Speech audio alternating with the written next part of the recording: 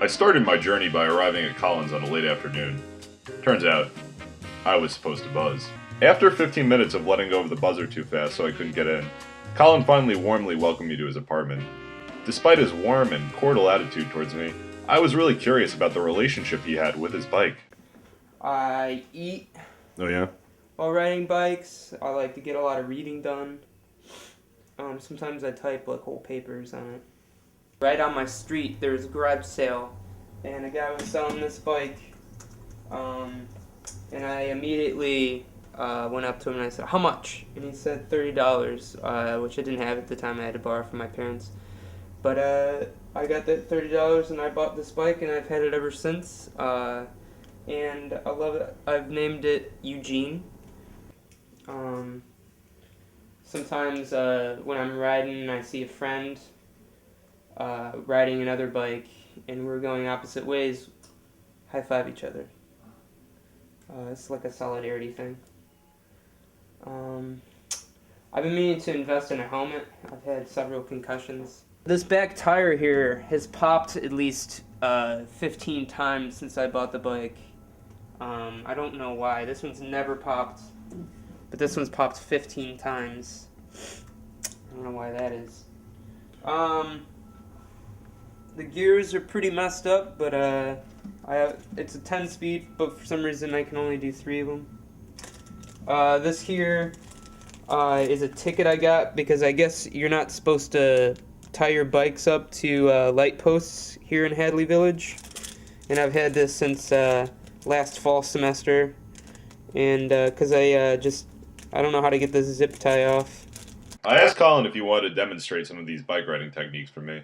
He said, "Sure, Matt," and that's a very nice shirt, by the way. We head outside. People kick my bike a lot for some reason. I don't know why. Really? Yeah. That's kind of mean. Every time I come out, Yeah. my bike is on the ground. Yeah. And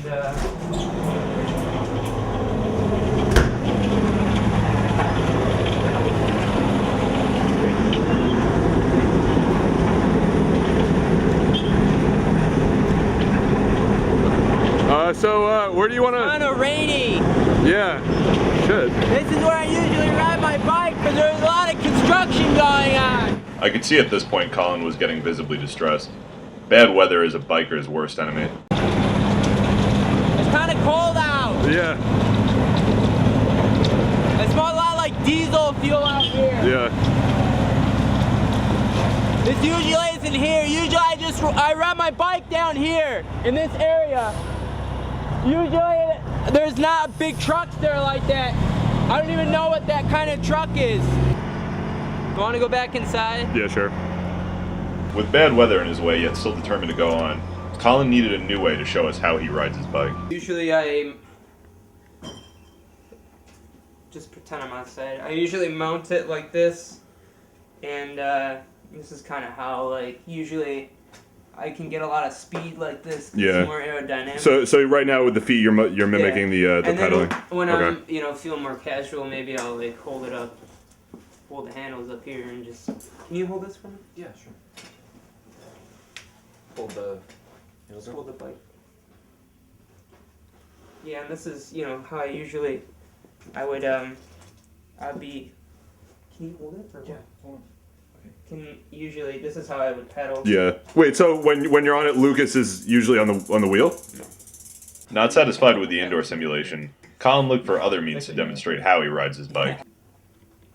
So since I can't ride my bike right now, and demonstrate some of the stuff for me, Lucas was nice enough to draw a picture of me, what it looks like when I'm eating while riding a bike. That's a banana. That's a banana. This is me.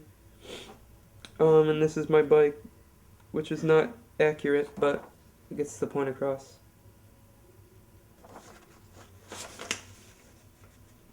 And usually I'd like to keep at least one hand on the handlebar,